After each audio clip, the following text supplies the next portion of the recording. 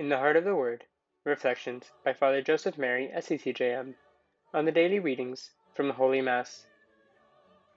The third Sunday of Easter. God bless you, dear family. Today in the Heart of the Word, Luke chapter 24, several fundamental questions are answered for us. Where can we hear Jesus risen from the dead speak to us? Where can we encounter him? How does it happen? The road to Emmaus shows us how. Cleopas and another disciple are leaving Jerusalem on Easter Sunday morning when Jesus appears to them. The women have announced that the tomb is empty, and some report that they have even seen Jesus. The disciples are sad, confused, and even afraid. And in this moment, Jesus appears to them walking on the way, but they do not recognize him. While they're arguing, Jesus says, "Was it not necessary that the Christ should suffer these things so as to enter into his glory?" Then beginning with Moses and all the prophets, he interpreted for them what referred to him in all the scriptures. As evening approaches, they asked Jesus to stay with them.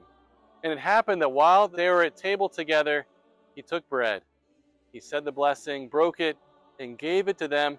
And in that very moment, their eyes were opened and they recognized Jesus, and he vanished from their sight. And their hearts burned as he opened for them the scriptures, and they recognized him in the breaking of the bread.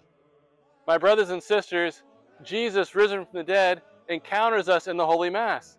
It is Jesus that speaks to our hearts in the liturgy of the Word, and it is Jesus who gives us his body and blood, soul and divinity in the Eucharist. Jesus, risen from the dead, is waiting for us in the Holy Mass. Let us go to Mass with our hearts open, and let us listen and pray with faith. He will speak to us in his Word, and he will open our eyes as we encounter him, adore him, and as we receive him in the breaking of the bread.